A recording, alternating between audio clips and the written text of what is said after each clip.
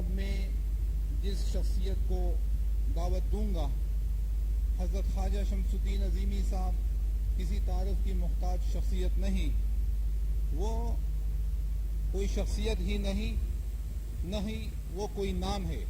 حضرت خواجہ شمس الدین عظیمی صاحب ایک کردار ہے، ایک انجمن ہے، ایک روشنی ہے جو بنی نوع انسانوں کو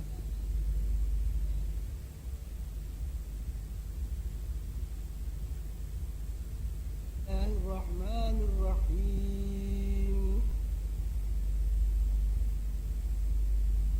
لو انزلنا هذا القرآن على جبل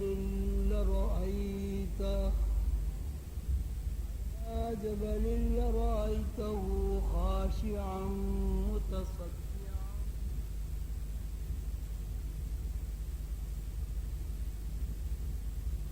الأمثال نضربها للناس لعلهم يتفكرون الله الذي لا إله إلا هو عالم الغيب والشهادة هو الرحمن الرحيم هو الله الذي لا إله إلا هو الملك القدوس السلام المؤمن المهيمن العزيز الجبار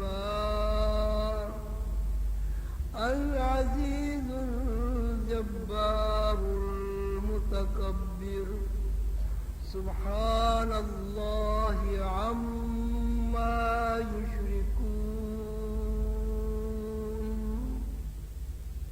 الله الخالق البارئ المصور له الأسماء الحسنى يسبح له ما في السماوات والأرض وهو العزيز الحكيم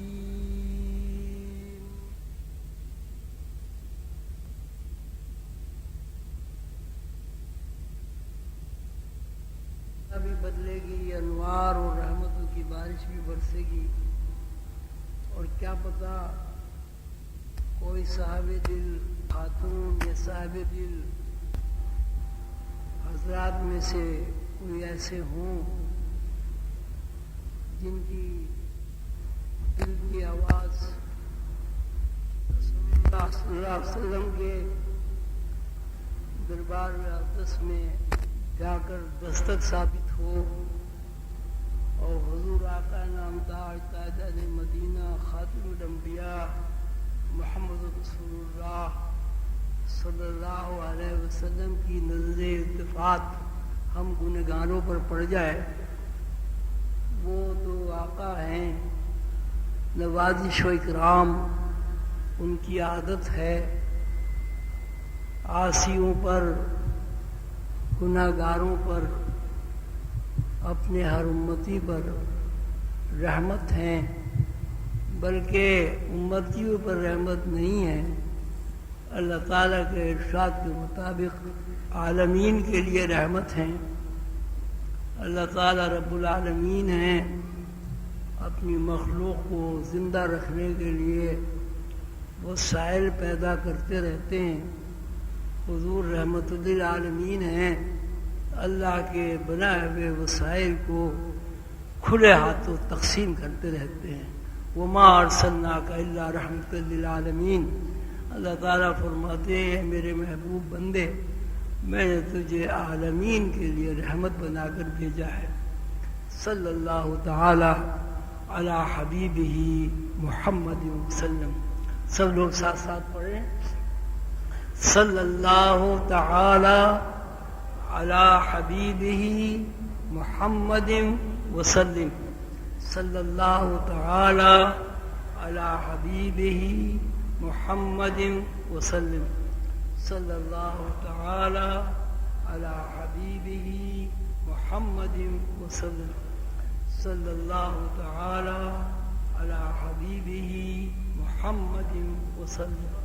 صلی اللہ تعالی علی حبیبہ محمد وسلم صلی اللہ تعالی علی حبیبہ محمد وسلم صلی اللہ تعالی علی حبیبہ محمد وسلم صلی اللہ تعالی علی حبیبہ محمد وسلم صلی اللہ تعالی علی حبیبہ محمد وسلم صلی اللہ تعالی علی حبیبہ محمد وسلم صلی اللہ تعالی علی حبیبہ محمد وسلم. 11 دفعہ یا حی یا قیوم کا بھی ورد کر لیتے ہیں. حضور قلندر بابا اولیاء رحمۃ اللہ علیہ کے ارشاد عالی کے مطابق روحانی علوم کو پھیلانے کے لیے رسول اللہ صلی اللہ علیہ وسلم کے مشن کی ترویج میں، علم لدنی کی ترویج میں، آسمانی علوم کی ترویج میں جو سلاسل کام کر رہے ہیں ان کی تعداد تقریباً 200 ہے. ہر سلسلے نے اپنے سالکین کے لیے کورس بنایا، سلیبس بنایا، اور اس سلیبس میں اللہ تعالیٰ کے اسماء کو براہ راست شامل کیا. مختلف سلاسل میں مختلف اللہ تعالیٰ کے نام کا، اللہ تعالیٰ کی آیات کا، صورتوں کا ورد کرایا جاتا ہے، اور ورد کے بعد مراقبے کی تلقین کی جاتی ہے. مراقبے سے پہلے اسماء الہیہ کا ورد یا قرآنی آیات کا ورد یا درود شریف کا ورد اس لیے کرایا جاتا ہے تاکہ سالک کے اندر انوار و تجلیات کا ذخیرہ ہو جائے، اور اس ذخیرے کی بنیاد پر جب سالک آنکھیں بند کر کے، کان بند کر کے، ذہن کو یکسو کر کے اللہ کی طرف متوجہ ہوتا ہے تو وہ انوار و تجلیات کا ذخیرہ اس کی پرواز میں اس کے کام آتا ہے. حضور قلندر بابا اور رحمۃ اللہ علیہ نے یہ فرمایا کہ یا حی و یا قیوم اللہ کے 2 نام ہیں. یا حی زندہ کرنے والا، یا قیوم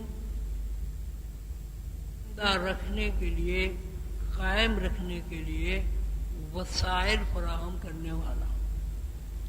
وسائل میں والدین بھی ہیں، وسائل میں ہوا بھی ہے، وسائل میں آکسیجن بھی ہے، وسائل میں سورج بھی ہے. یعنی انسانی زندگی میں کام آنے والی ہر شے کو، وہ جس طرح بھی انسانی زندگی کام آئے تو وسائل ہی کہا جاتا ہے. تو یا حی یا قیوم کا مطلب یہ ہے وہ ذات جو اپنے بندے کو وسائل دے کر زندہ رکھتی ہے. وسائل میں عزت بھی ہے، وسائل میں تعلیم بھی ہے، وسائل میں اولاد بھی ہے. تو جب ہم یا حی یا قیوم کا ورد کرتے ہیں تو دراصل یہ دعا کرتے ہیں، اے اللہ تو ہمیں وسائل کے ساتھ زندہ رکھ. وسائل میں دینی امور بھی ہیں، نماز، روزہ، حج، زکوٰۃ، حضور پاک صلی اللہ علیہ وسلم کے اوپر درود بھیجنا، یہ سب بھی زندگی کے وسائل ہیں. حضور قلندر بابا اولیاء رحمۃ اللہ علیہ نے مجھ سے فرمایا کہ ایسے ایسے اللہ کے بزرگ گزرے ہیں کہ جنہوں نے یا حی یا قیوم کا اتنا ورد کیا ہے کہ ان کا جلی حروف سے اولیاء اللہ میں نام لکھا ہوا ہے کہ بھی فلاں صاحب نے اتنا ورد کیا. میرے بزرگ دادا پیر حضرت ابوالفیض قلندر علی سہروردی رحمۃ اللہ علیہ نے مجھ سے فرمایا کہ بھائی میں نے اتنا درود پڑھا کہ میرے پیر و مرشد کو یہ کہنا پڑا کہ بھائی بس اب بس کر، بہت پڑھ لیا۔ بے وقوفی کی بات ہے، کبھی کبھی اپنی بے وقوفی کا بھی اظہار کرنا چاہیے اپنے بچوں کے اوپر۔ تو میں نے سن کے وہاں بیٹھے بیٹھے یہ فیصلہ کیا کہ میں اتنا یا حیو یا قیوم پڑھوں گا کہ کسی نے نہیں پڑھا۔ بچپنے کی بات ہے، بے وقوفی کی بات، جہالت کی بات۔ تو میں نے یا حیو یا قیوم پڑھنا شروع کیا، تو وہ اتنا ورد اس کا ہو گیا کہ میرا یا حیو یا قیوم تکیہ کلام ہو گیا۔ تکیہ کلام اس کو کہتے ہیں کہ آدمی دوران گفتگو اس لفظ کو بار بار دہرائے۔ ان کا جیسے آپ نے کہا ہاں جناب آپ کہاں سے تشریف لائے، آپ خیریت سے تو ہیں، اور کوئی بات کہہ دی، چنانچہ گویا کہ اس قسم کے۔ تو اب میں جب بات کرتا تھا تو بات کرتے کرتے یا حیو یا قیوم، بھئی آپ کیسے ہیں، خیریت سے ہیں، کہاں سے آ رہے ہیں، یا حیو یا قیوم، آپ نے کھانا کھا لیا، یا حیو یا قیوم۔ تو بڑا اس کو روکنے کی کوشش کی، لیکن وہ چونکہ دھن سوار تھی، جنون سوار تھا کہ سب سے زیادہ ہی پڑھنا ہے یا حیو یا قیوم۔ پھر مسئلہ یہ ہوا کہ وہ باتھ روم جا کے بیٹھے تو وہاں بھی یا حیو یا قیوم منہ سے نکلنے لگا۔ بڑی پریشانی ہوگی، تو بڑی بے ادبی گستاخی پخانے میں بیٹھ کے آدمی۔ پھر میں منہ پہ رومال لے باندھ کے جانے لگا۔ بالآخر پھر وہ اللہ تعالیٰ نے سمجھ بوجھ دی کہ بھئی یہ تو بے ادبی گستاخی ہو رہی ہے۔ پھر آہستہ آہستہ وہ کنٹرول ہوا۔ تو ایک صاحب میرے دوست تھے، بڑے قریبی دوست، تو میں نے ان سے کہا بھائی یا حیو یا قیوم پڑھا کرو۔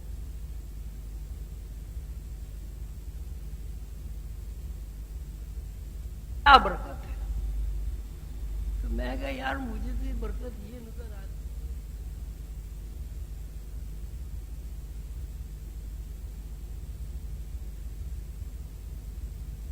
اسے انصاری صاحب کہتے تھے، جب اس نے یا حیو یا قیوم پڑھا تو وہ خواجہ شمس الدین عظیمی بن گئی۔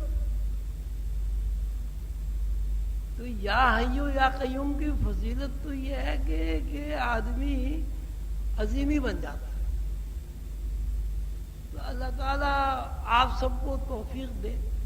تو سلسلہ عالیہ عظیمی میں یا حیو یا قیوموں کا جو ورد ہے اتنا آسان ہے کہ نہ آپ کو وضو کرنے کی ضرورت ہے، نہ آپ کو یہ ضرورت ہے کہ آپ مصلی بچھائیں، نہ اس بات کی ضرورت ہے کہ آپ غسل کر کے روبان جلائیں، اگر بتیاں جلائیں۔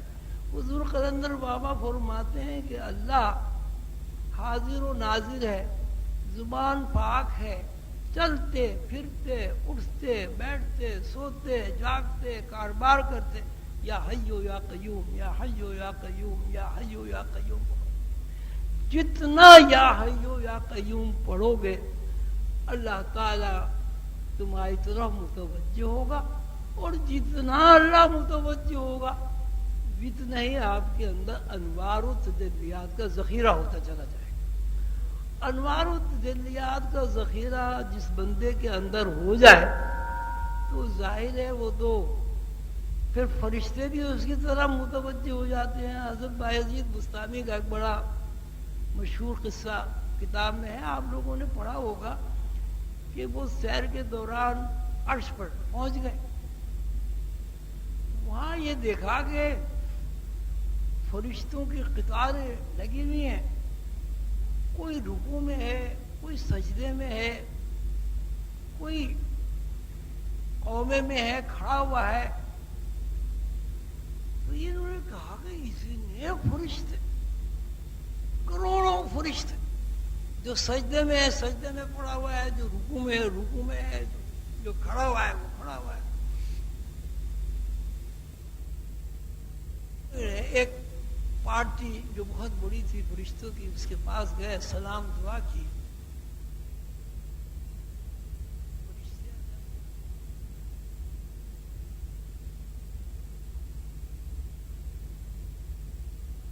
अल्लाह को देखा या तुम्हें अल्लाह नजर आ रहा है? तुम कहा नहीं, अल्लाह तो हमें नजर नहीं आ रहा, बस हम सजदा कर रहे हैं। तो भाई किसे सजदा कर रहे हो? तो फरिश्तों ने कहा कि भाई हमें आवाज आती है अल्लाह की कि मैं यहां हूं, बस जिधर से हमें आवाज आती है बस हम उसी तरफ अपना ज़हन लगा लेते। तो उन्होंने कहा भाई इस वक्त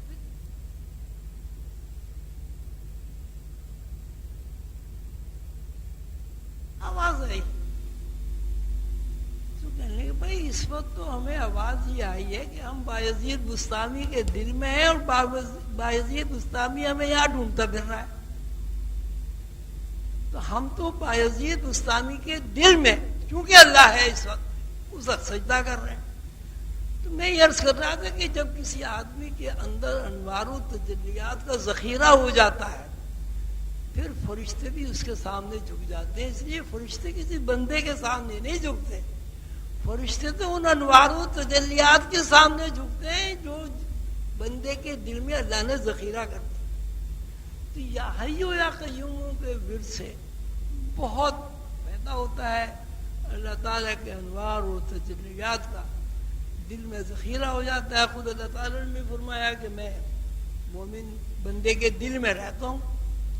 अब दिल में अल्लाह ताला जो रहते हैं सीधा सा मतलब है अल्लाह ताला के अनवार और तजल्लियात बंदे के दिल में रहती है। तो या हय्यो या कय्यूम सिलसिला आलिया अज़ीमिया का बुनियादी सबक है कि चलते फिरते उठते बैठते वुजू बेवुजू या हय्यो या कय्यूम का विर्द करें। बड़ी अजीब बात है और मेरे ख्याल है थोड़ा सा हमें इस बात पर नादिम भी होना चाहिए, शर्मिंदा भी होना चाहिए कि इतना आसान अमल है लेकिन हम इसको भी पूरा नहीं कर पाते। किसी से पूछे भाई हय्यो या कय्यूम पढ़ते हो? हाँ कभी याद आ जाता है तो पढ़ लेते हैं। हालांकि कितना आसान है भाई, आप गाड़ी में जा रहे हैं, खाम का बेकार दिमाग में 20 किस्म के ख्यालात आ रहे हैं, शैतानी वसवसे वाहियात, भाई हय्यो या कय्यूम पढ़ लो। भाई बस में जा रहे हो या हय्यो या कय्यूम का भी शुरू कर दो। भाई घर में बैठे हुए हो या हय्यो या कय्यूम। मकसद ये नहीं है कि आप दूसरे कोई काम ना करें, फारिग औकात में अगर आप या हय्यो या कय्यूम का विर्द करेंगे तो उसका नतीजा ये निकलेगा कि आपका जहन अल्लाह की तरफ मुतवज्जे होगा। और जब किसी बंदे का जहन अल्लाह की तरफ मुतवज्जे हो जाता है तो दिल में अल्लाह ताला के अनवार और तजल्लियात का जखीरा हो जाता है। तो या हय्यो या कय्यूम का भी विर्द कर लेते हैं, थोड़ा सा 11 दफे विर्द करेंगे। और उसका तरीका यह है कि मैं आप मेरी नकल कर लें।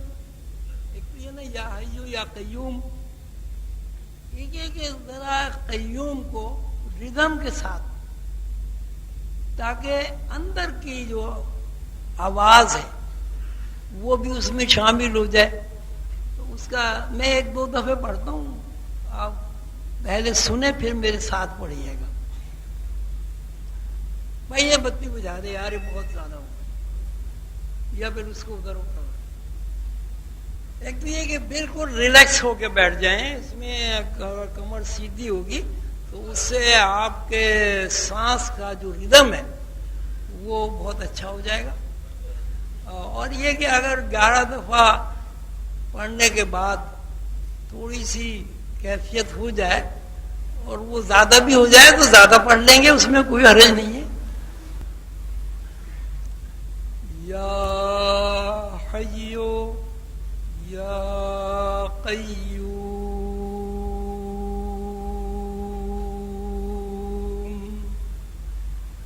या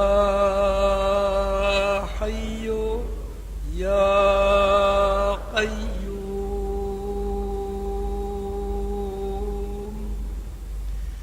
या हय्यो या कय्यूम।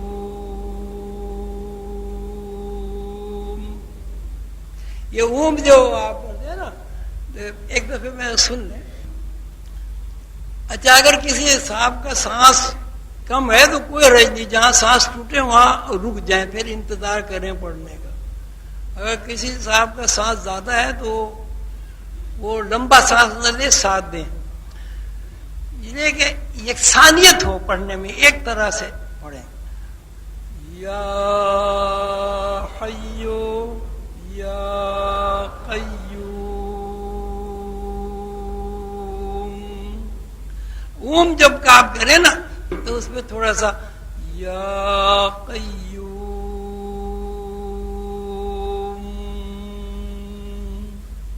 یہ جب ختم کرے نا قیوم.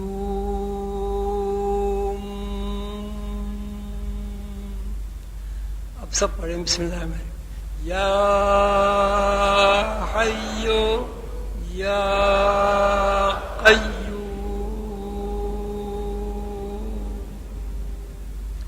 یا حیو یا قیوم یا حیو یا قیوم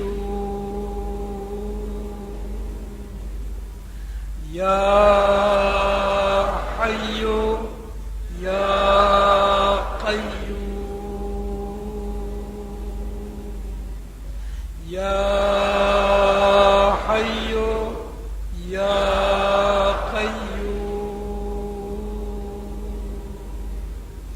یا حیو یا قیوم یا حیو یا قیوم یا حیو یا قیوم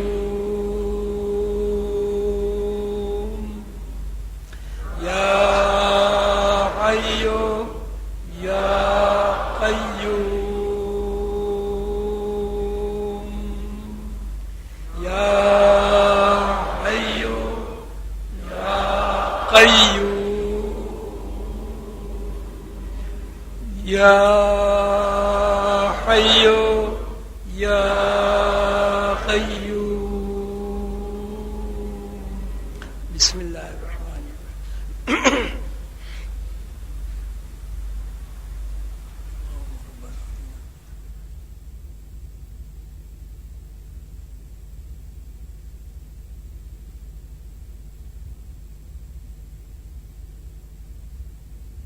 آج کی اس مجلس کا انعقاد اور آپ سب حضرات کو یہاں بلانے کا مقصد ایک تو یہ ہے کہ آپ لوگوں کا بھی دل چاہتا ہے کہ آپ مجھے دیکھیں، مجھے سنیں، جس طرح آپ کا دل چاہتا ہے کہ آپ مجھ سے ملیں، مجھ سے باتیں کریں، مجھ سے قریب ہو کر بیٹھیں. اسی طرح میرا بھی دل چاہتا ہے کہ میں اپنے بچوں سے، اپنے اولاد سے ملوں، ملاقات کروں، ان کی سنوں، اپنی سناؤں.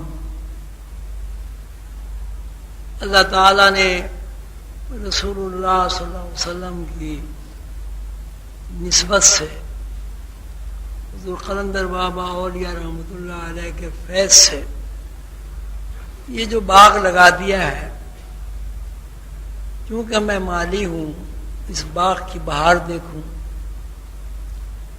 جب کوئی آدمی درخت لگاتا ہے اور وہ درخت پروان چڑھ جاتا ہے، پھر اس پر پھل بھی لگتا ہے، تو اس کی خوشی جو ہوتی ہے اس کا احساس اسی کو ہوتا ہے جو درخت لگاتا ہے اور اس کا پھل توڑتا ہے.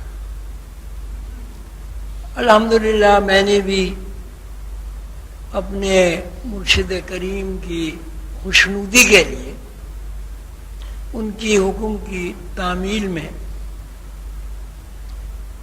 ایک باغ لگایا، تن کے جمع کیے جس طرح بھی ممکن ہوا اس کی آبیاری کی،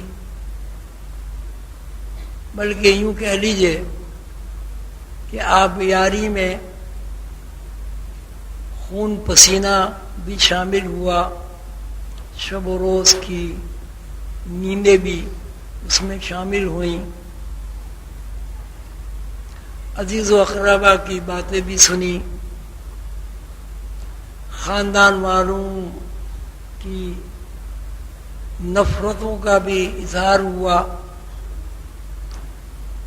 اور سچی بات یہ ہے کہ اپنی اولاد کے لیے جو کچھ تعلیمی نقطہ نظر سے کرنا چاہیے تھا اس میں بھی کوتاہی ہوئی، لیکن بات یہ ہے کہ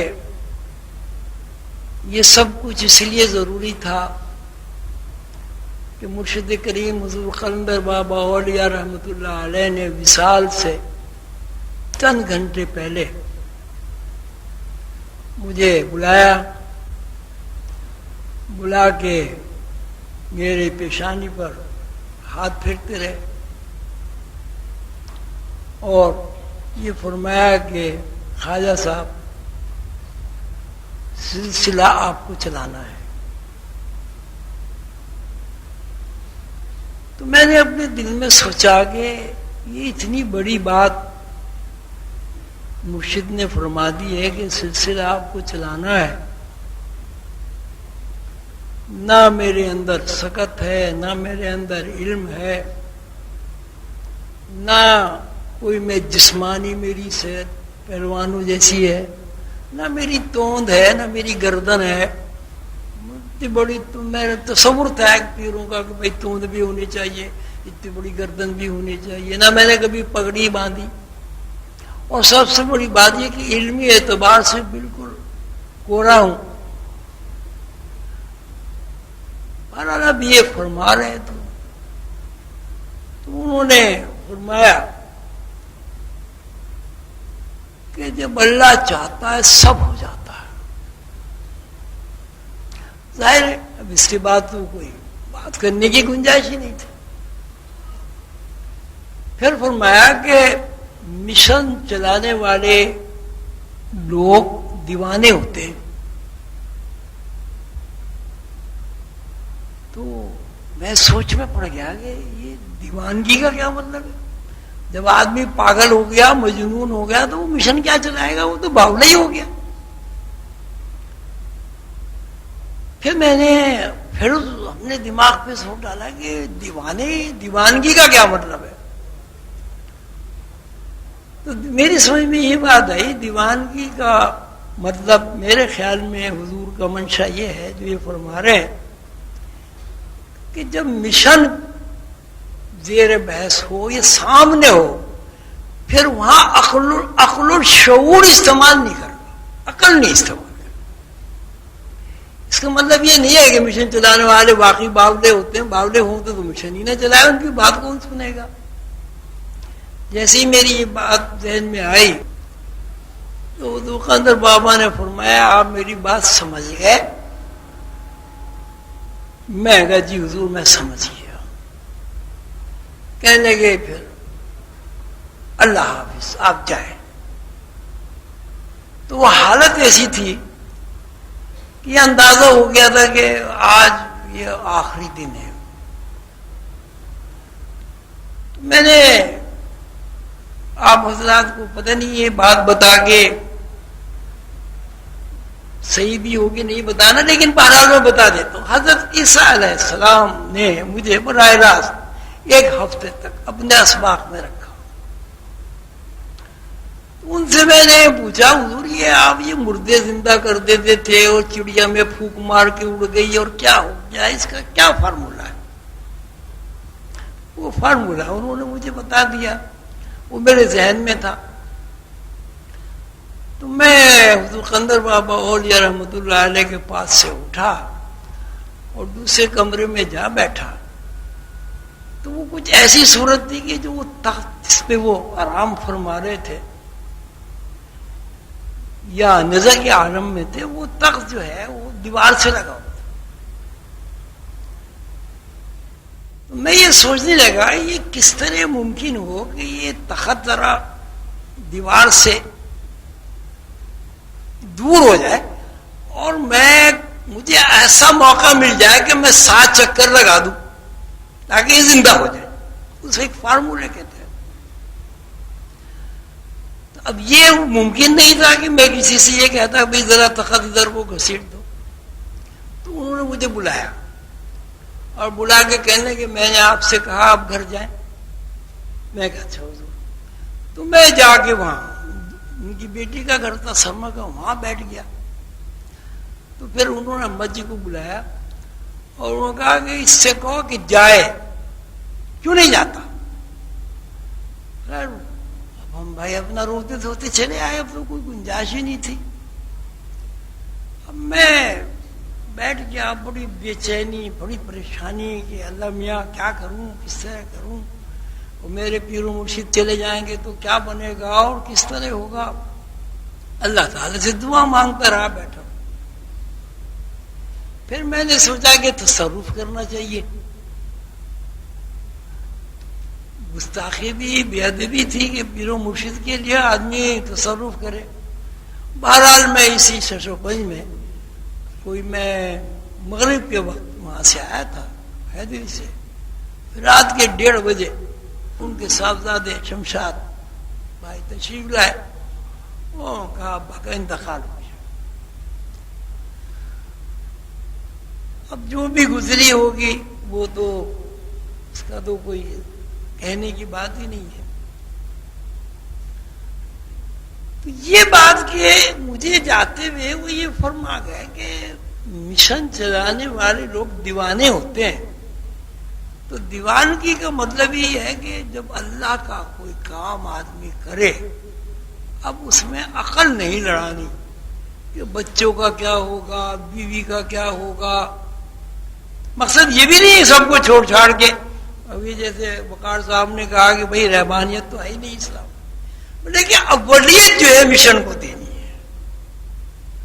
صاحب اللہ تعالیٰ نے ایسا جذبہ عطا کیا، ایسا جذبہ عطا کیا کہ نہ رات کا پتہ چلا نہ دن کا پتہ چلا. اور الحمدللہ وہ زمین ہموار ہوتی چلی گئی، رحمت کی بارش برستی رہی، درخت لگتے رہے اور پھلاور بنتے چلے. اب یہ سب جو آپ لوگ میرے سامنے بیٹھے ہوئے ہیں، الحمدللہ مجھے تو یہ ہرے بھرے پھلدار سب درخت نظر آتے اور میں آپ کو دیکھتا ہوں، خوش ہوتا ہوں، اللہ کا شکر ادا کرتا ہوں. پھر یہ پھلدار درخت کی تعریف یہ ہے کہ پھلدار درخت پہ جب ایک دفعہ پھل لگ جاتا ہے تو اس پھلوں کا سلسلہ شروع ہو جاتا، پھر نسل چل پڑتی. ایک بیج سے پھر ہزاروں بیج بن جاتے ہیں، ہزاروں بیج سے ہزاروں درخت بن جاتے ہیں، ہزاروں درخت سے لاکھوں پھل لگتے ہیں اور لاکھوں پھل سے پھر کروڑوں. ایک سلسلہ، کروڑوں درخت لگ جاتے ہیں، باغ بن جاتے ہیں. الحمدللہ اللہ تعالیٰ نے مجھے میرے مرشد کی حکم کی تعمیل میں جو دیوانگی عطا فرمائی تھی، اللہ تعالیٰ نے مجھے اس میں کامیابی عطا فرما دی اور اللہ تعالیٰ نے مجھے زندگی میں پھل عطا فرما دی. اللہ تعالیٰ آپ سب کو خوش رکھے، راضی برضا رہے. آپ اللہ تعالیٰ ہر مصیبت سے، ہر پریشانی سے آپ کی حفاظت ہو. اللہ تعالیٰ آپ کو، آپ کی اولاد کو سعادت مند بنائے. اور جو باغ اب لگ گیا ہے، اصل بات یہ ہے کہ آپ اس باغ کی حفاظت کریں. آندھیاں آئیں، طوفان آئے، کچھ ہو، آپ نے ان درختوں کی، اس باغ کی، حضور قلندر بابا اولیاء رحمت اللہ علیہ کے اس باغ کی حفاظت کرنی ہے. اب حفاظت کا ایک ہی طریقہ ہے، وہ طریقہ یہ ہے کہ ہر آدمی یہ کوشش کرے کہ جس طرح ہمارے بابا جان نے ایک درخت لگا دیا، تھوڑی بہت تربیت کر دی، اگر اس نے 1000 آدمیوں کی تربیت کر دی تو ہم نے 2 آدمیوں کی تربیت ضرور کر دی، اور یہ کوئی کام مشکل نہیں۔ ہر آدمی 2 آدمی اپنے جیسے ضرور بنا سکتا ہے، لیکن شرط ہے، شرط یہ کہ آدمی کو پہلے خود بننا پڑتا۔ آپ کسی سے کہیں کہ بھائی جھوٹ نہ بولا کرو، اور جھوٹ سے آپ بچتے نہ ہوں، تو آپ کی اس بات کا کسی پہ اثر نہیں۔ آپ لوگوں سے یہ بھائی غصہ بہت بری بات ہے، غصہ کرنے والے لوگوں سے اللہ محبت نہیں کرتا، غصہ کرنے والے لوگ اللہ کی محبت سے محروم ہو جاتے ہیں۔ تو وہ کہے گا بھائی ابھی میں نے تمہیں ذرا سی بات کہی تھی، آپ تو آپے سے باہر ہو گئے تھے۔ تو جب آپ خود ہی اللہ کی محبت سے محروم ہیں، مجھے اللہ کی محبت کی تلقین آپ کیسے کر سکتے؟ اللہ قیاس پوری زندگی کا یہی ایک روٹین ہے کہ جو کچھ آپ کسی سے چاہتے ہیں وہ پہلے خود کریں، اس پہ آپ عمل کریں۔ مطلب آپ کہتے ہیں صاحب روحانیت بڑی شے ہے، وہ کہا بھائی روحانیت کا کیا مطلب ہے؟ انہوں نے کہا جی روحانیت کا مطلب یہ ہے کہ بندے کا اللہ کے ساتھ تعلق قائم ہو۔ روحانیت کا مطلب یہ ہے بندے کے اندر رسول اللہ صلی اللہ علیہ وسلم کی صفات متحرک اور بعمل ہو، آدمی کردار سے پہچانا جائے یہ حضور پاک صلی اللہ علیہ وسلم کا امتی ہے۔ وہ کہے گا بھائی میں تو تمہارے اندر کوئی کردار مجھے تو نظر نہیں آ رہا۔ اچھا اگر نہیں بھی کہے گا وہ خاموش ہو جائے گا، کہے گا ایسی بیوقوف آدمی ہے، خود کرتا نہیں ہمیں نصیحت کر رہا ہے۔ تو سلسلے کی اشاعت میں، سلسلے کے پھیلاؤ میں، سلسلے کی ترویج میں، اپنا جیسا بندہ بنانے میں یہ بات ضروری ہے کہ آپ خود با کردار ہوں۔ جو کچھ آپ کسی سے کچھ کہہ رہے ہیں اس کو کہنے کی ضرورت نہ پڑے، وہ آپ کو دیکھ کے عمل کرے۔ رسول اللہ صلی اللہ علیہ وسلم کی ساری زندگی حیات طیبہ ہر امتی کے سامنے حضور نے عمل زیادہ کیا ہے، فرمان کم جاری کیے۔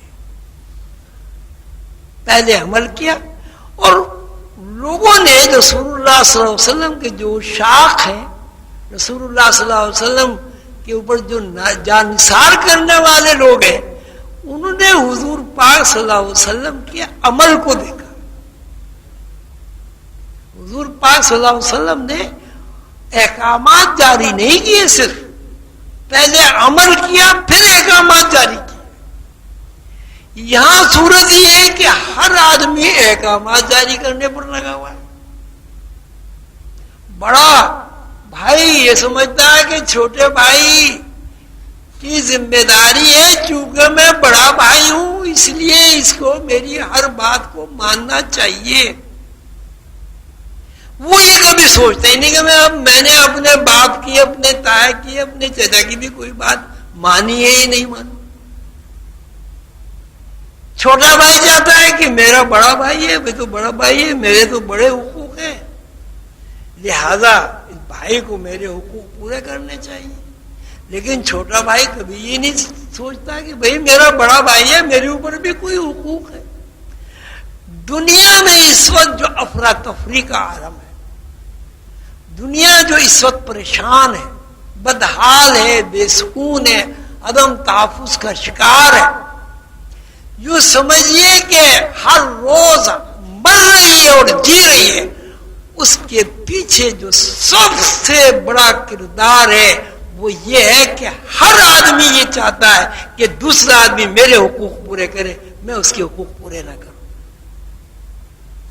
آپ دیکھ لیں، بیوی یہ چاہتی شوہر میرا ہے، میری ملکیت ہے، پیسے شوہر نے دیے میرے مہر کے، وہ لیکن شوہر بیوی کی ملکیت ہے، وہ لہذا جو میں چاہوں وہ شوہر کو کرنا چاہیے۔ شوہر یہ کہتا ہے کہ واہ بیوی تو میری ملکیت ہے، لہذا جو میں چاہوں وہ بیوی کو کرنا چاہیے.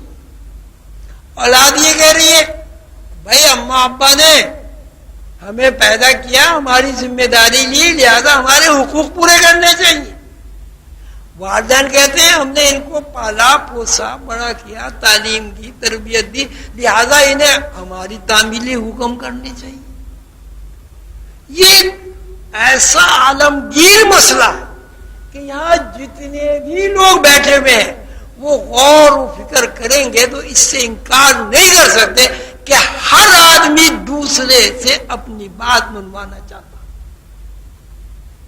دوسرے کے حقوق کا وہ خیال نہیں کرتا، اور اگر خیال بھی کوئی کرتا ہے تو وہ اس بنیاد پر کرتا ہے کہ اس نے میرا کام کیا، اسے میرا کرنا چاہیے، میں نے اس کا کام کیا، اسے میرا کام کرنا چاہیے.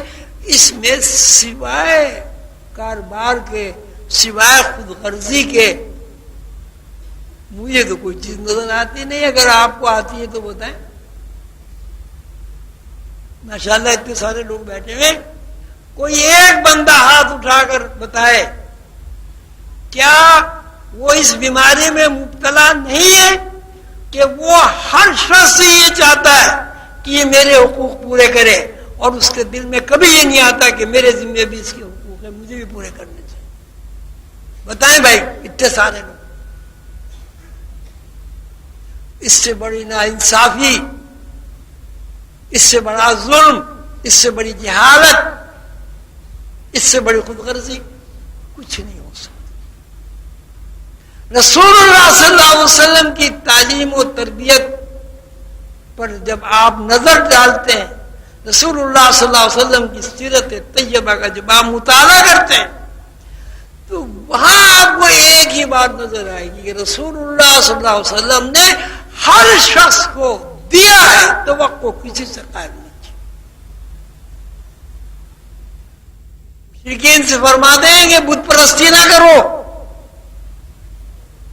بت پرستی اس لیے نہ کرو کہ دوزخ میں جاؤ گے. کتنی بے وقوفی کی بات ہے کہ جو شکل و صورت تم نے خود بنا لی اس کو تم خدا کہہ رہے ہو.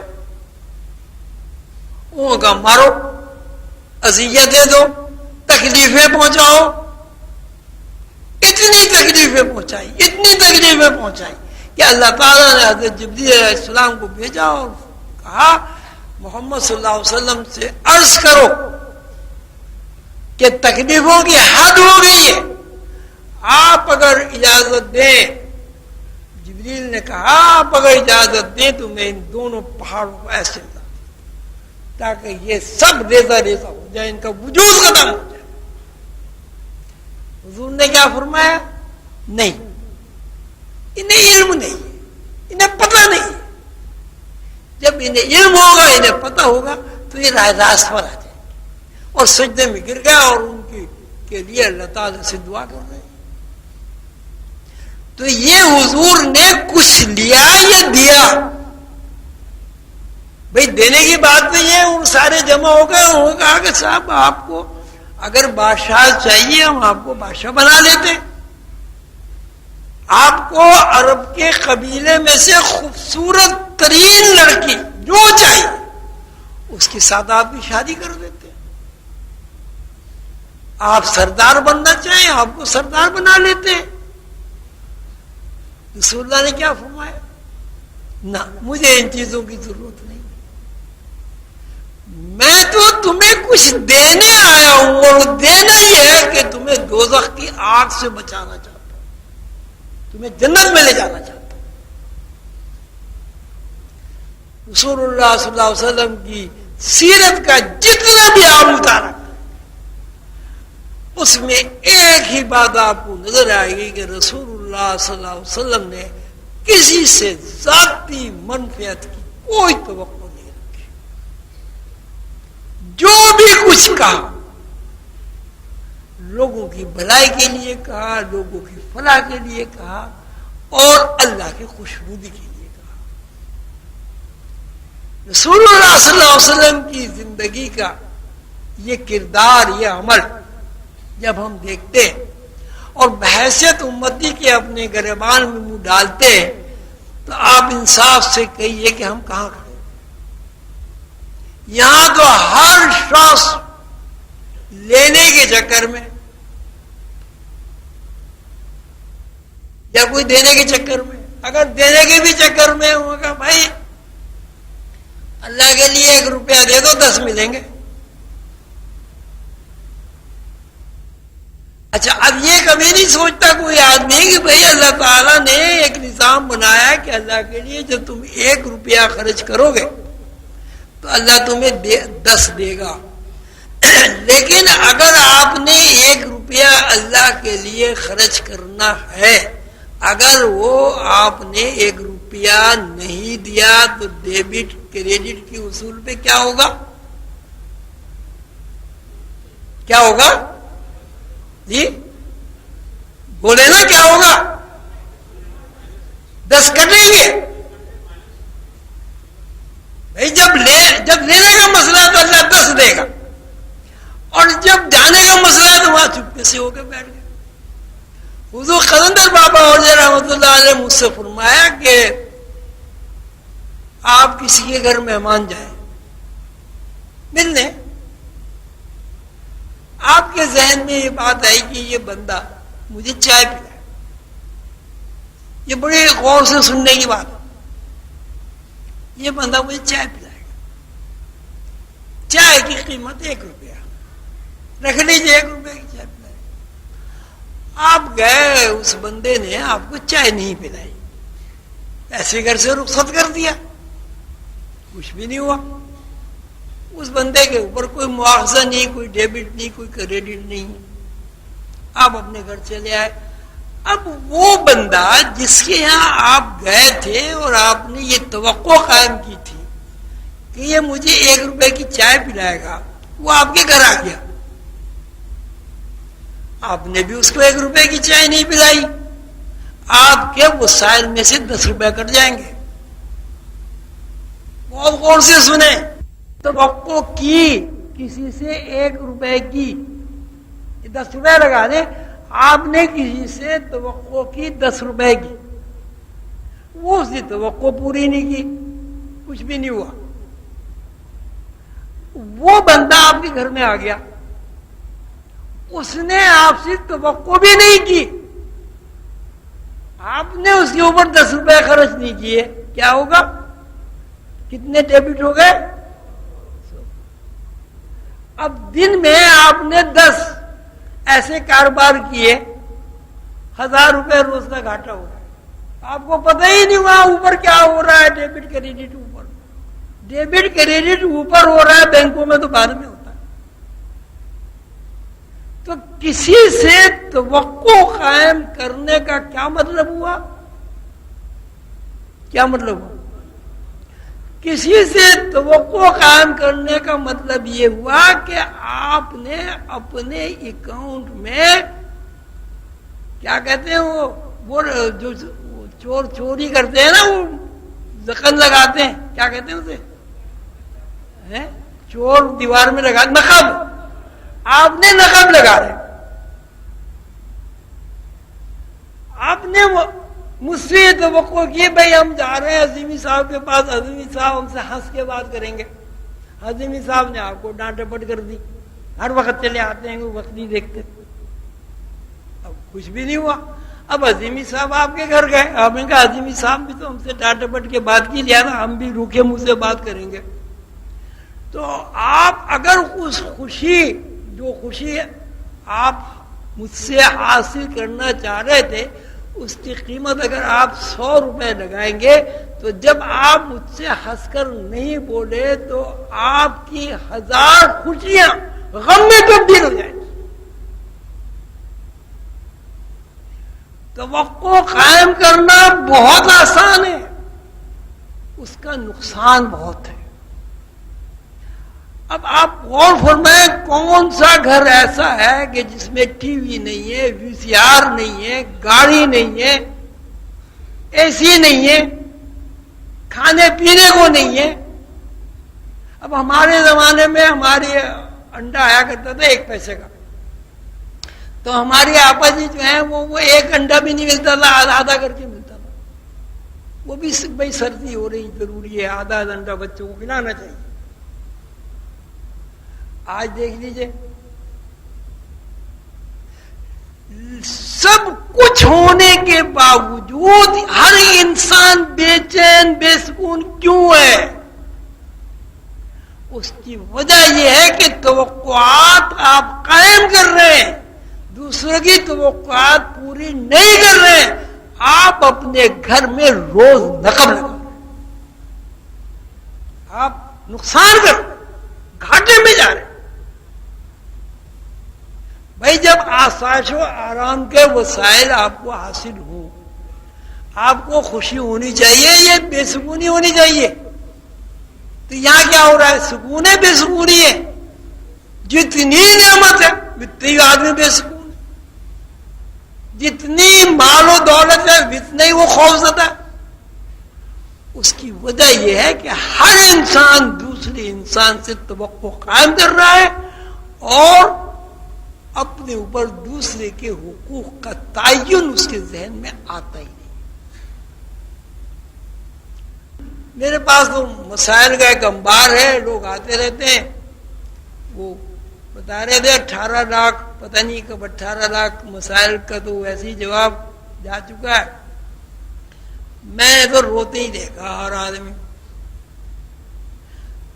اچھا ایک اور اللہ کا بھی نظام ہے، وہ بھی ڈیبٹ کریڈٹ کا ہی اصول مجھے نظر آتا ہے. میں یہ دیکھتا ہوں کہ وہاں سے چلیں گے ہنستے ہوئے ٹھٹے مارتے ہوئے، اور جیسے ہی مراقبہ حال کے دروازے میں گھسے اور میری شکل دیکھی اور رولی شکل بنا دی. ایسا روتا ہوا آدمی آ گیا، وہ پہاڑی ٹوٹی ہے. بھائی کیا مصیبت آ گئی؟ کیا میری صورت پہ رونا لکھا ہوا ہے؟ میں تو ویسے ہی ہنستا رہتا ہوں. بھائی بات یہ ہے کہ آپ نے نقب گھر میں لگائی ہوئی ہے. میری ہنستی ہوئی صورت دیکھ کے آپ خوش نہیں ہو سکتے. آپ تو گھاٹے میں، آپ کا تو دیوالیہ نکلا ہوا ہے. تو وہ اچھا اب یہاں بھی آپ تو وہ کوئی کام کر کے آئے کہ بھائی جتنی روتی شکل جائیں گے اتنے ہی ابا جی جو ہیں زیادہ متوجہ ہوں گے. اب یہ نہیں سوچے کہ روتی شکل کو تو دیکھ کے آدمی بھی خود رونے لگتا ہے. آپ کبھی اپنی کسی نے اپنی روتی شکل دیکھی ہے انہیں میں کہ کتنی اچھی لگتی ہے؟ تو یہ رونا اور یہ بے سکونی، اس کی وجہ یہ ہے کہ آپ نے، میں نے اور تمام نوع انسانی نے اپنی زندگی کا یہ وتیرہ بنا لیا کہ بس ہمیں توقع قائم کرنی ہے. اللہ سے بھی توقع قائم کرنی ہے. آپ بتائیں اللہ سے کتنی توقعات قائم کرتے ہیں ہر آدمی؟ لاکھوں تو کر ہی لیتا ہوگا زندگی میں. بھائی کر لیتے نہیں؟ وہ کرنی بھی چاہیے. اللہ نے خود بھی کہا میرے سے ادعونی استجب لکم، میرے سے توقعات قائم کرو، میں پورا کروں گا. میرے سامنے مجھ سے درخواست کرو، میں پورا کروں. وعدہ کیا تھا. لیکن سوال یہ ہے کہ اللہ کے بھی تو کچھ حقوق ہیں.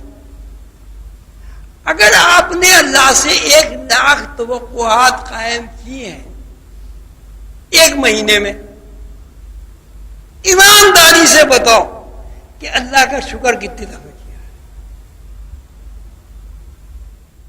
جی اب شکر ہوئے جی، شکر کہنے کا کرے؟ بھائی آنکھ کا شکر کرو، کانوں کا شکر کرو، صحت کا شکر کرو، دل کا شکر کرو. یہ اللہ تعالیٰ نے آسمان بنایا، سورج بنایا، چاند بنایا، آپ ہی کے لیے بنایا. خدمت گزاری میں سب مصروف ہیں. ہوا بھی بند ہو جائے سب مر جائیں گے.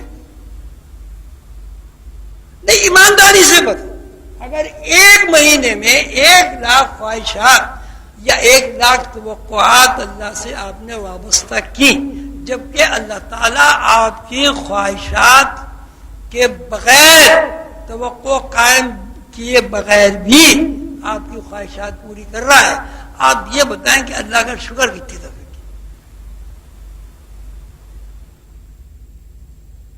ہے؟ بھائی کسی کو اندازہ 1 مہینے میں کتنی دفعہ شکر کیا ہوگا؟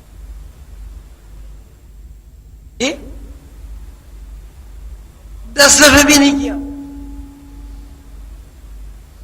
جتنی اللہ کی نعمتیں میسر ہیں اللہ میاں اندھا کر دے, بہرا کر دے, ہارٹ اٹیک ہو جائے, حلق بند ہو جائے, پانی نہ جائے اندر. یہ ساری نعمتیں ہیں اللہ کی, اور یہ ساری نعمتیں آپ کی توقع اور خواہش کے مطابق ہیں. بتائیں کون آدمی یہ چاہتا ہے میں اندھا ہوں؟ ہر آدمی کی خواہش ہے میری آنکھیں رہیں. کون چاہتا ہے میں بہرا ہو جاؤں؟ کون چاہتا ہے میرا حلق بند ہو جائے, اس میں پانی نہ جائے؟ کون چاہتا ہے کہ میں مر جاؤں؟ کون چاہتا ہے کہ میں جب سوں تو جب مر جاؤں بس اٹھوں نہیں؟ اللہ تعالیٰ روز مارتا ہے. اللہ تعالیٰ فرماتے ہیں میں تو تمہیں روز موت کے حوالے کر دیتا ہوں, صبح کو پھر زندہ کر دیتا ہوں. کیا مطلب ہوا؟ کہ روز موت آپ کو اچک لیتی ہے, چھین لیتی ہے. اللہ تعالیٰ اس موت سے نکال کر آپ کو صبح کو پھر زندہ کر دیتا ہے. وہ اللہ جو روزانہ آپ کو موت سے رستگاری دلا رہا ہے, آپ نے اس اللہ کا کتنا شکر ادا کیا.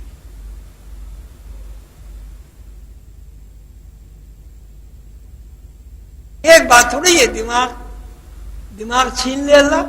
کیا ریٹارڈڈ بچے نہیں ہوتے؟ ہم کیا کر سکتے بھائی؟ ہمیں بیٹھے بیٹھے میرا دماغ الٹ جائے, میں کیا کر سکتا؟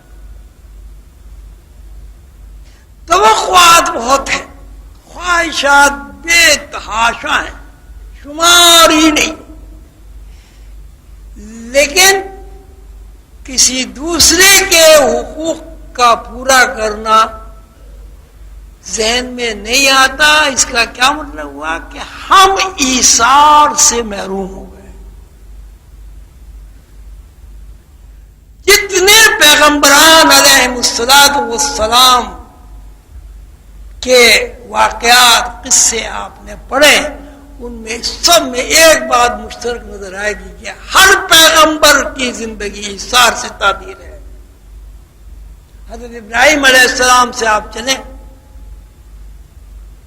70-72 سال کی عمر میں بیٹا ہوتا ہے, خواب دیکھتے ہیں کہ اپنے بیٹے کو ذبح کر دو. دیکھیے ہم خواب دیکھ رہے ہیں.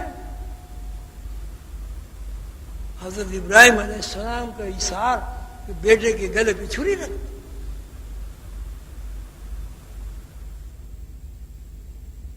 دینا قیما ملت ابراہیم حنیفا وما کان من المشرکین. رسول اللہ صلی اللہ علیہ وسلم فرماتے ہیں کہ میں اس دین حنیف پر قائم ہوں جو میرے باپ ابراہیم کا دین ہے. یا اللہ مجھے مشرکین سے محفوظ فرما. تو جب رسول اللہ صلی اللہ علیہ وسلم دین حنیف پر قائم ہے, ان کی امت بھی تو دین حنیف پر قائم ہے. ان کی امت میں جو حضرت ابراہیم علیہ السلام کا ایثار ہونا چاہیے. اور ایثار کب ہوگا؟ جب آدمی اپنی ذات کو, اپنی خواہشات کو, دوسرے آدمی کی ذات کو, اس کی خواہشات کو سامنے رکھ کے فیصلہ کرے. یہی حال حقوق العباد کا حال. ظاہر ہے انسانوں کے حقوق بھی ہیں, اولاد کے حقوق بھی ہیں, رسول اللہ صلی اللہ علیہ وسلم کے حقوق بھی ہیں, اللہ کے حقوق بھی ہیں. اور آپ کسی سلسلے میں اگر داخل ہو گئے, اس معاہدے کے ساتھ داخل ہو گئے کہ ہم آپسی میں سلسلے میں داخل ہو گئے, کیا مطلب ہوا اس کا؟ کیوں داخل ہو؟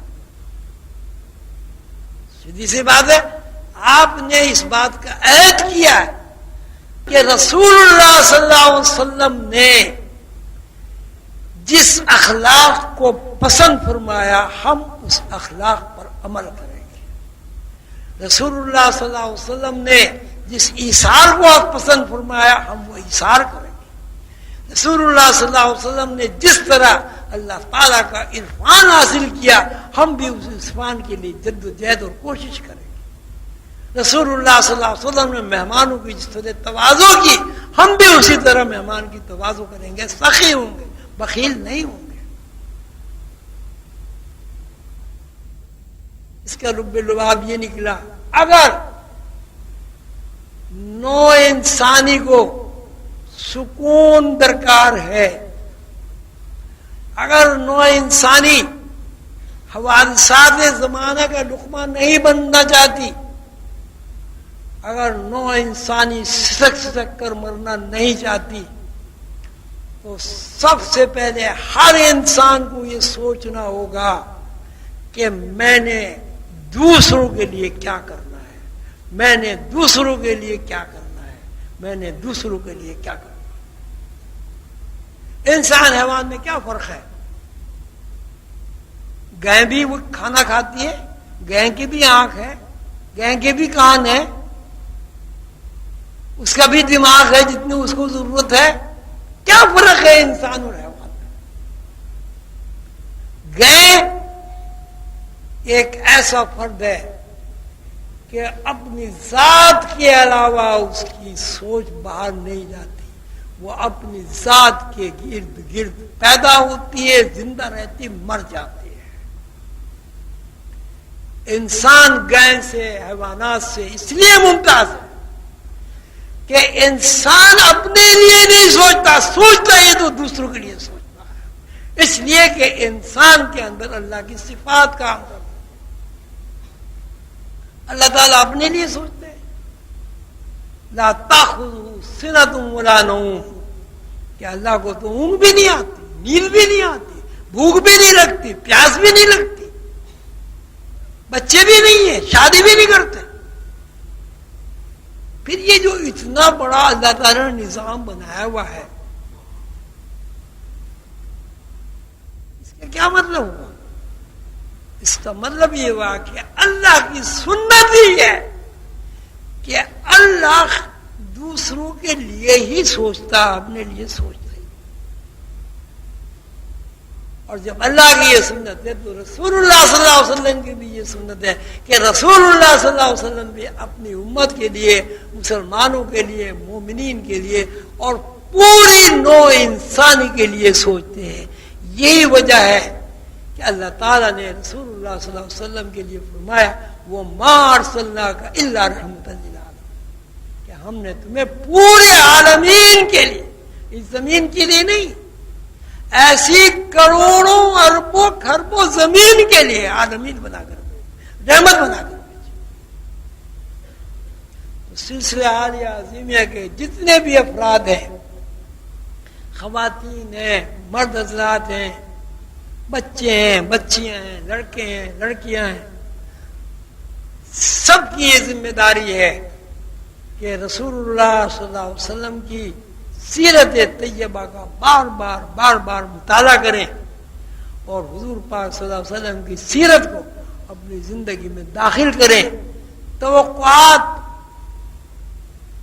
قائم بھی نہ کریں،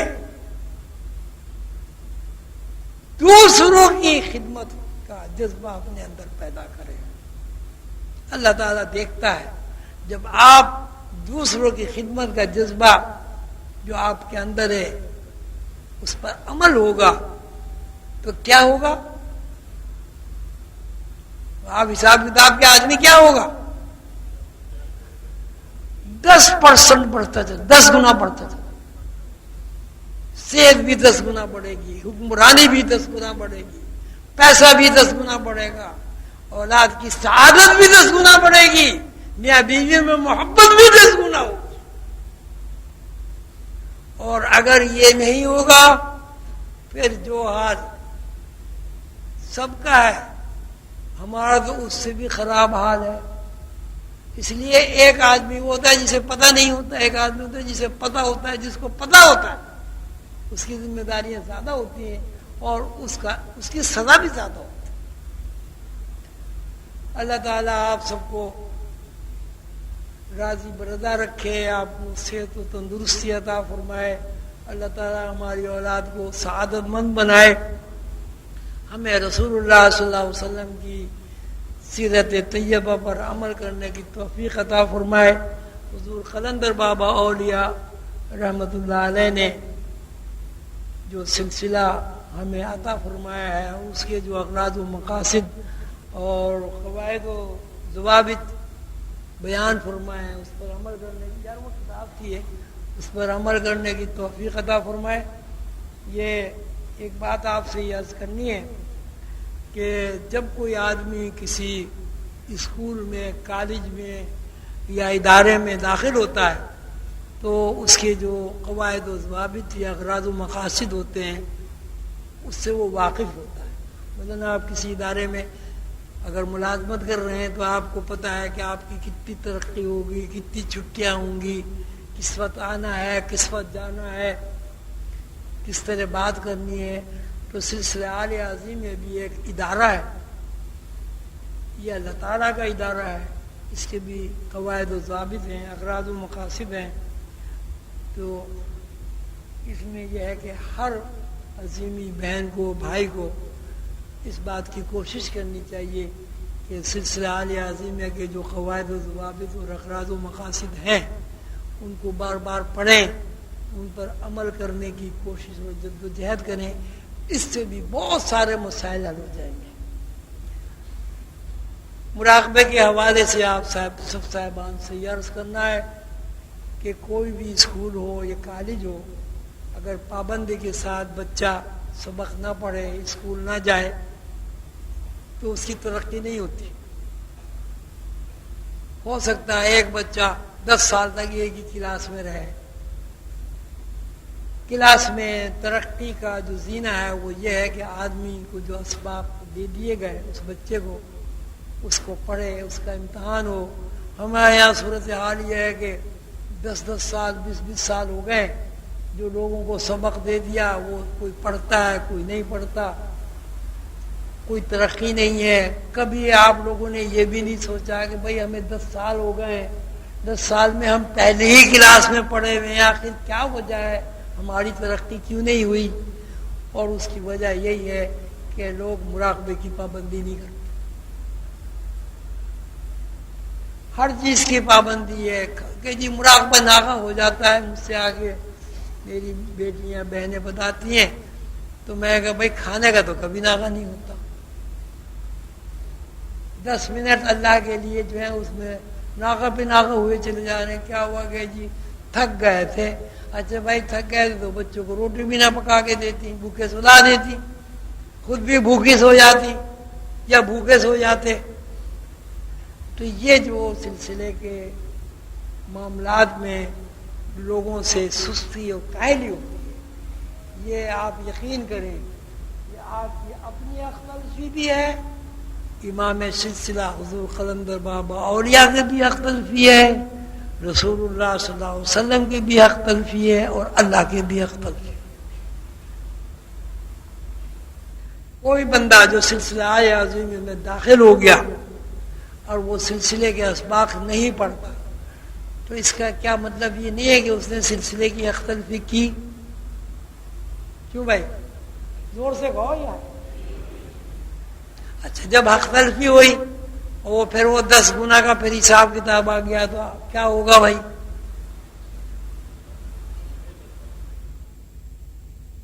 یہ کیسے ممکن ہے کہ حضور قلندر بابا اولیاء رحمت اللہ علیہ جو کائنات میں صدر صدور کے عہدے پر بیٹھے ہوئے ہیں، ان کا کوئی عظیمی بچہ پریشان ہو جائے، اس کو وسائل نہ ملے، وہ نوکری سے پریشان ہو،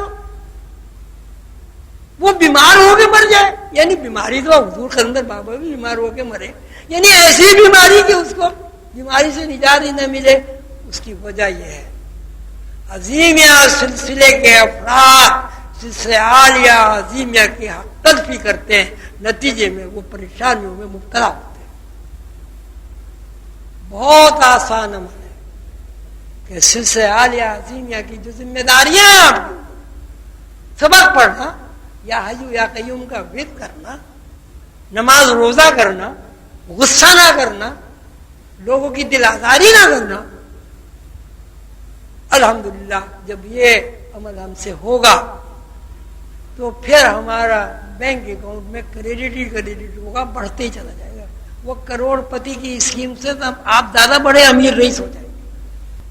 لیکن کتنی حیرت کی بات ہے کہ 24 گھنٹے آپ دنیا میں لگے رہتے ہیں اور 15 منٹ مراقبے کرنے کا جب وقت آتا ہے تو آپ سو جاتے ہیں، تھک جاتے ہیں. آپ خود ہی بتائیں کیا یہ انصاف کی بات ہے؟ یہ زور سے بولے.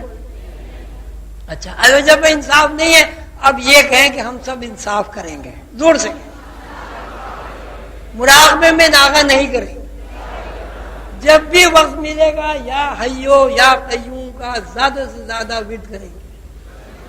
رسول اللہ صلی اللہ علیہ وسلم کی سیرت طیبہ کا بار بار مطالعہ کریں گے اور حضور پاک صلی اللہ علیہ وسلم کی تعلیمات پر عمل کرنے کی پوری جد و جہد اور کوشش کریں گے. اپنے سلسلے عالیہ عظیمہ کے تشخص کو برقرار رکھیں گے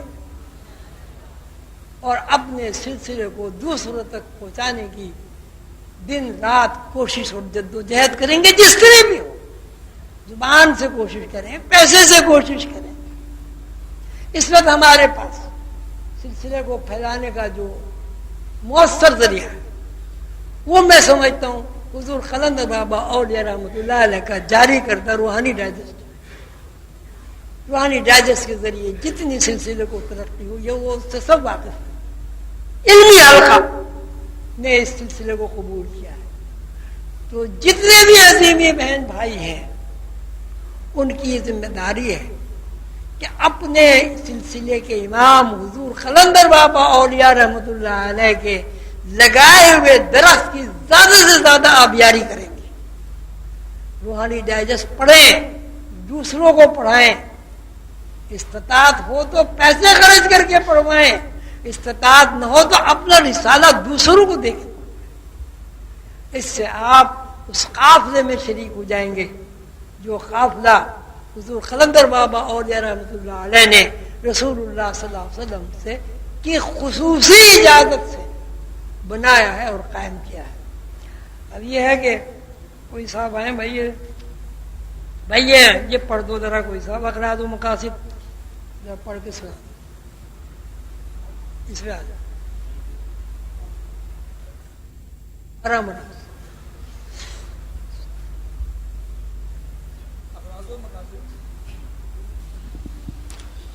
اغراض و مقاصد. لازوال ہستی اپنی قدرت کا فیضان جاری و ساری رکھنے کے لیے ایسے بندے تخلیق کرتی رہتی ہے جو دنیا کی بے ثباتی کا درس دیتے ہیں. خالق حقیقی سے تعلق قائم کرنا اور آدم ذات کو اس سے متعارف کرانا ان کا مشن ہوتا ہے. سیدنا حضور علیہ الصلوۃ والسلام کے وارث ابدال حق حضور قلندر بابا اولیاء کی تعلیمات کا نچوڑ یہ ہے کہ انسان کو محض روٹی کپڑے کے حصول اور آسائش و زیبائش کے لیے ہی پیدا نہیں کیا گیا، بلکہ اس کی زندگی کا اولین مقصد یہ ہے کہ وہ خود کو پہچانے، اپنے اس رحمت للعالمین محسن کا قلبی اور باطنی تعارف حاصل کرے، جن کے جود و کرم اور رحمت سے ہم ایک خوش نصیب قوم ہیں اور جن کی تعلیمات سے انحراف کے نتیجے میں ہم دنیا کی بدنصیب اور بدترین قوم بن چکے ہیں. سلسلہ عالیہ عظیمیہ کے اغراض و مقاصد حسب ذیل ہیں. نمبر 1، صراط مستقیم پر گامزن ہو کر دین کی خدمت کرنا.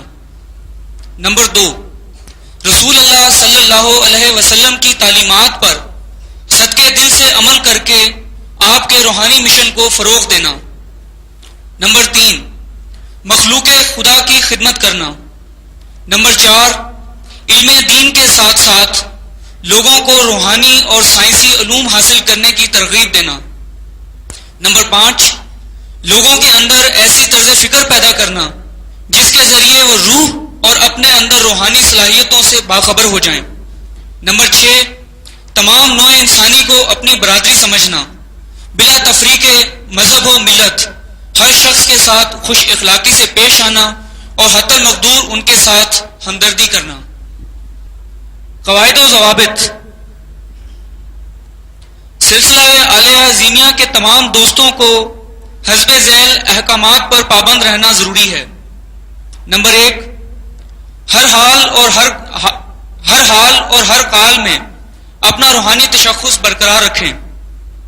نمبر 2، چھوٹے اور بڑے کا امتیاز کیے بغیر سلام میں پہل کریں۔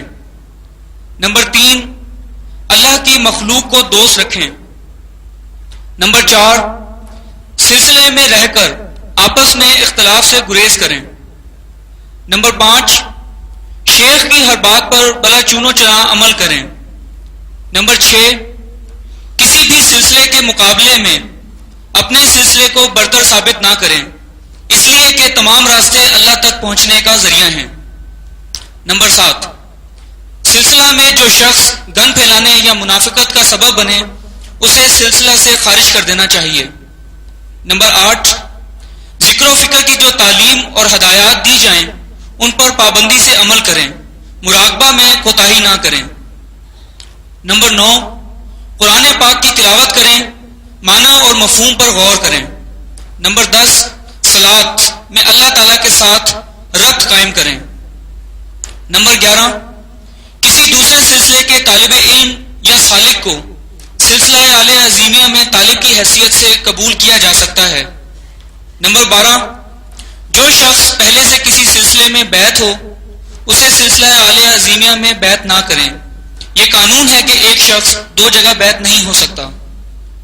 نمبر 13، سلسلہ اعلی عظیمیہ سے بیعت حاصل کرنے کے بعد نہ تو بیعت توڑی جا سکتی ہے اور نہ ہی کوئی فرد اپنی مرضی سے فرار حاصل کر سکتا ہے، اس لیے بیعت کرنے میں جلد بازی کا مظاہرہ نہ کریں۔ جو شخص سلسلہ میں داخل ہونا چاہتا ہے اس سے کہا جائے کہ پہلے خوب اچھی طرح دیکھ بھال کر لی جائے کہ ہم اس لائق ہیں بھی یا نہیں۔ نمبر 14، سلسلہ عظیمیہ کے ذمہ دار حضرات پر لازم ہے کہ وہ کسی کو اپنا مرید نہ کہیں۔ دوست کے لقب سے یاد کریں۔ نمبر 15، سلسلہ کا کوئی صاحب مجاز مجلس میں گدی نشی ہو کر نہ بیٹھے، نشست و برخاست عوام کی طرح ہو۔ نمبر 16، نوع انسانی میں مرد، عورتیں، بچے، بوڑھے سب آپس میں آدم کے ناطے خالق کائنات کے تخلیقی راز و نیاز ہیں، آپس میں بھائی بہن ہیں، نہ کوئی بڑا ہے نہ چھوٹا۔ بڑائی صرف اس کو زیب دیتی ہے جو اپنے اندر ٹھاٹھے مارتے ہوئے اللہ کے صفات کے سمندر کا عرفان رکھتا ہو، جس کے اندر اللہ کے اوصاف کا عکس نمایاں ہو، جو اللہ کی مخلوق کے کام آئے، کسی کو اس کی ذات سے تکلیف نہ پہنچے۔ نمبر 17، شک کو دل میں جگہ نہ دیں، جس فرد کے دل میں شک جا گزی ہو وہ عارف کبھی نہیں ہو سکتا، اس لیے کہ شک شیطان کا سب سے بڑا ہتھیار ہے، جس کے ذریعے وہ آدم ذات کو اپنی روح سے دور کر دیتا ہے۔ روحانی قدروں سے دوری آدم کے اوپر علم و آگاہی اور عرفان کے دروازے بند کر دیتی ہے۔ نمبر 18، مصور ایک تصویر بناتا ہے، پہلے وہ خود اس تصویر کے نقش و نگار سے لطف اندوز ہوتا ہے۔ مصور اپنی بنائی ہوئی تصویر سے اگر خود مطمئن نہ ہو تو دوسرے کیوں کر متاثر ہوں گے؟ نہ صرف یہ کہ دوسرے لوگ متاثر نہیں ہوں گے بلکہ تصویر کے خد و خال مذاق کا ہدف بن جائیں گے، اور اس طرح خود مصور بے چینی، اضطراب اور اضمحلال کے عالم میں چلا جائے گا۔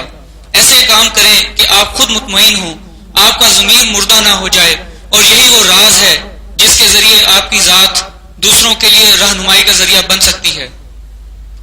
19، ہر شخص کو چاہیے کہ کاروبار حیات میں مذہبی قدروں، اخلاقی اور معاشرتی قوانین کا احترام کرتے ہوئے پوری جد و جہد اور کوشش کرے، لیکن نتیجے پر نظر نہ رکھے، نتیجہ اللہ کے اوپر چھوڑ دے، اس لیے کہ آدمی حالات کے ہاتھ میں کھلونا ہے۔ حالات جس طرح چابی بھر دیتے ہیں آدمی اسی طرح زندگی گزارنے پر مجبور ہے۔ بے شک اللہ قادر مطلق اور ہر چیز پر محیط ہے، حالات پر اس کی گرفت ہے، وہ چاہے اور جس طرح چاہے حالات میں تغیر واقع ہو جاتا ہے۔ معاشی حصول میں معاشرتی، اخلاقی اور مذہبی قدروں کا پورا احترام کرنا ہر شخص کے اوپر فرض ہے۔ نمبر 20، تم اگر کسی کے دل آزاری کا سبب بن جاؤ تو اس سے معافی مانگ لو، قطع نظر اس کے کہ وہ تم سے چھوٹا ہے یا بڑا، اس لیے کہ جھکنے میں عظمت پوشیدہ ہے۔ نمبر 21، تمہیں کسی کی ذات سے تکلیف پہنچ جائے تو اسے بلا توقف معاف کر دو، اس لیے کہ انتقام بجائے خود ایک صحبت ہے، انتقام کا جذبہ اعصاب مزمحل کر دیتا ہے۔ نمبر 22، غصہ کی آگ پہلے غصہ کرنے والے کے خون میں ارتعاش پیدا کرتی ہے اور اس کے اعصاب متاثر ہو کر اپنی انرجی ضائع کر دیتے ہیں، یعنی اس کے اندر قوت حیات ضائع ہو کر دوسروں کو نقصان پہنچاتی ہے۔ اللہ تعالیٰ نوع انسانی کے لیے کسی قسم کے بھی نقصان کو پسند نہیں فرماتے۔ اللہ تعالیٰ کا ارشاد ہے، جو لوگ غصہ پر قابو حاصل کر لیتے ہیں اللہ ایسے احسان کرنے والے بندوں سے محبت کرتا ہے۔ یاد رکھیے، شمع پہلے خود جلتی ہے اور جب وہ اپنی زندگی کا ایک ایک لمحہ آگ کی نظر کر کے خود کو فنا کر دیتی ہے تو اس اثار پر پروانے شمع پر جان اثار ہو جاتے ہیں۔ سلسلہ عظیمیہ تمام نوع انسانی کو متحد ہو کر اللہ کی رسی کو مضبوط پکڑ لو اور آپس میں تفرقہ نہ ڈالو کہ پلیٹ فارم پر جمع ہونے کی دعوت دیتا ہے۔ آئیے عہد کریں کہ محسن انسانیت صلی اللہ علیہ وآلہ وسلم کے نقش قدم پر چل کر پوری انسانیت کے لیے ہم ایک مثال قائم کریں گے اور حضور اکرم کے مشن کو گھر گھر پہنچا کر ہر فرد کو اس کے اندر بہتے ہوئے علم و آگاہی کے سمندر سے روشناس کرائیں گے اور خود بھی اپنی روحانی صلاحیتوں سے بہراور ہو کر رسول اللہ صلی اللہ علیہ وسلم کے سامنے سرخ رو ہوں گے۔ آمین یا رب العالمین۔ عظیمیہ کا بنیادی سبق یا حی و یا قیوم، چلتے پھرتے اٹھتے بیٹھتے وضو بغیر وضو، اور اس کے بعد جتنے بھی عظیمی ہمارے بہن بھائی ہیں ان کو اسباق مل گئے ہیں۔ اور ایک مراقبہ ہر سلسلے میں موجود ہے مختلف طریقوں سے۔ مراقبہ ظاہر ہے ایسا ایک عمل ہے کہ جس میں تفکر زیر بحث آتا ہے، کھوج تلاش، اندر داخل ہو کر کسی چیز کو ڈھونڈنا، اس کو مراقبہ کہتے ہیں۔ مثلا اگر قرآن پاک میں کوئی آدمی تفکر کرتا ہے، وہ اللہ کی کسی آیت میں گہرائی میں جا کر اس کی حکمت تلاش کر لیتا ہے تو اس عمل کو بھی مراقبے کے علاوہ دوسرا نام نہیں دے سکتا۔ مراقبے کا مطلب ہے کھوج لگانا، چھپی ہوئی چیز کو ڈھونڈ کر نکال لانا۔ اور یہ زندگی میں ہر آدمی، جیسے اب آپ پی ایچ ڈی کریں تو پی ایچ ڈی کا بھی نام مراقبے کے علاوہ آپ کچھ بھی اس لیے نہیں رہ سکتے جب تک پی ایچ ڈی میں ذہنی ارتکاز نہیں ہوتا تو آدمی پی ایچ ڈی نہیں کر سکتا۔ تو مختصر یہ ہے کہ مراقبے کا مطلب ہے ڈھونڈنا۔ روحانی اصطلاح میں مراقبہ وہ عمل ہے جس کے بارے میں کہا جاتا ہے کہ انسان اپنے اندر داخل ہو کر مادیت سے آزاد ہو کر تھوڑی دیر کے لیے اپنی روح کو تلاش کر لے۔ روح کو تلاش کرنے کا اصطلاحی نام مراقبہ ہے۔ 11 دفعے آپ سب صاحبان درود شریف پڑھیں اپنے آہستہ آہستہ، اور 11 دفعے یا حی و یا قیوم پڑھیں۔ اس کے بعد ایک 10 منٹ کے لیے مراقبہ کریں گے۔ مراقبے میں کیونکہ اجتماعی محفل ہے، اس میں مختلف سلاسل کے لوگ بھی موجود ہوں گے، ایسے لوگ بھی موجود ہیں جو ابھی تک کسی سلسلے میں بیعت نہیں ہوئے۔ تو یہ ہے کہ آج ہم مراقبہ رسول اللہ صلی اللہ علیہ وسلم کے گنبد خضرا کا مراقبہ کریں گے۔ تصور یہ کرنا ہوگا کہ حضور پاک صلی اللہ علیہ وسلم جو صاحبان عمرے اور حج کی سعادت حاصل کر چکے ہیں، مسجد نبوی کی زیارت انہیں نصیب ہو چکی ہے، وہ تو یہ تصور کریں کہ مسجد نبوی میں بیٹھے ہوئے ہیں اور حضور پاک صلی اللہ علیہ وسلم کے روضہ مبارک ان کے سامنے ہے۔ اور جو لوگ ابھی تک اللہ تعالیٰ انہیں سعادت عطا فرمائے ابھی تک وہاں نہیں گئے، وہ حضور کے روزے کا تصور کریں۔ 11 دفعے درود شریف، 11 دفعے یا حی و یا قیوم پڑھ کے حضور پاک صلی اللہ علیہ وسلم کے روزہ اقدس کا تصور کرنا ہے۔ بسم اللہ الرحمن الرحیم۔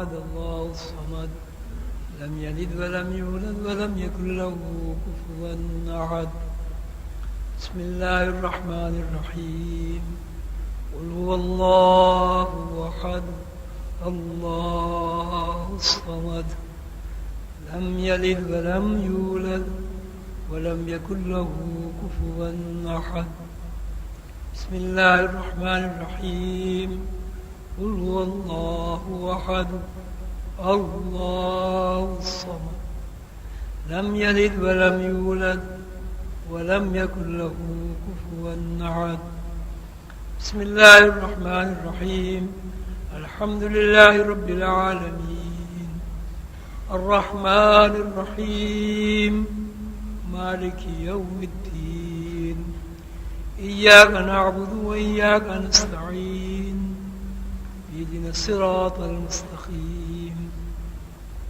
صراط الذين أنعمت عليهم غير المغضوب عليهم ولا الضالين بسم الله الرحمن الرحيم إن الله وملائكته يصلون على النبي يا أيها الذين آمنوا صلوا عليه وسلموا تسليما اللهم صل على محمد وعلى آل محمد كما صليت على إبراهيم وعلى آل إبراهيم إنك حميد مجيد اللهم بارك على محمد وعلى آل محمد كما باركت على إبراهيم وعلى آل إبراهيم إنك حميد مجيد سبحان ربك رب العزة عما يصفون وسلام على المرسلين والحمد لله رب العالمين یا اللہ جو کچھ ہم نے پڑھا ہے اس کا ثواب آقا نامدار تاجدار مدینہ خاتم الانبیاء محمد رسول اللہ صلی اللہ علیہ وسلم کی خدمت اقدس میں پیش ہو کر صحابہ کرام رضوان اللہ تعالی عنہم اجمعین خلفاء راشدین ائمہ مجتہدین اہل بیت خلفاء راشدین تمام اولیاء کرام خصوصاً حضرت نانا تاج الدین ناگپور رحمۃ اللہ علیہ حضور قلندر بابا رحمۃ اللہ علیہ اس کا ثواب پہنچے یا اللہ ان تمام برگزیدہ ہستیوں کے تو خیر ہمارے اوپر رحم فرما ہمارے اوپر کرم فرما ہماری خطاؤں کو معاف فرما چھوٹے بڑے گناہوں سے ہمیں محفوظ فرما یا اللہ ہمیں اپنے حبیب محمد رسول اللہ صلی اللہ علیہ وسلم کی محبت عطا فرما یا اللہ ہمیں اپنی ذات کا عرفان نصیب فرما یا اللہ ہماری روحانی صلاحیتوں کو بیدار فرما یا اللہ ہمیں روحانی علوم سیکھنے کا شوق عطا فرما یا اللہ ہمیں اپنے عرفان نصیب فرما یا اللہ ہماری روحانی صلاحیتوں کو بیدار فرما یا اللہ جو کچھ ہم نے سنا ہے اس پر عمل کرنے کی توفیق عطا فرما یا اللہ رسول اللہ صلی اللہ علیہ وسلم کے نقش قدم پر چلنے کی توفیق عطا فرما یا اللہ اس مجلس میں جتنے بھی لوگ شریک ہوئے ہیں ان کی شرکت کو قبول فرما یا اللہ جو بے روزگار ہیں انہیں روزگار عطا فرما یا اللہ جن لوگوں کو آپ نے اپنی رحمت سے کاروبار عطا فرمایا یا اللہ ان کے کاروبار میں برکت عطا فرما یا اللہ ہمارے بچوں کو سعید بنا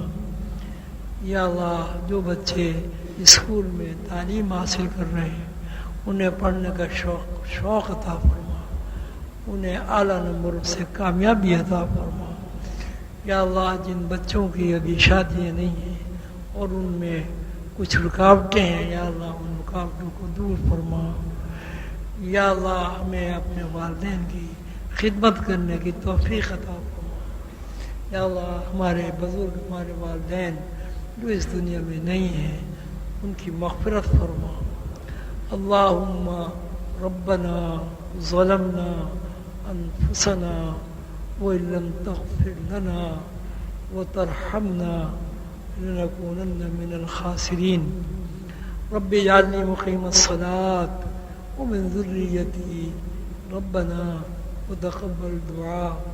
ربنا اغفر لي ولوالدي وللمؤمنين يوم يقوم الحساب. واعف عنا واغفر لنا وارحمنا أنت مولانا فانصرنا على القوم الكافرين.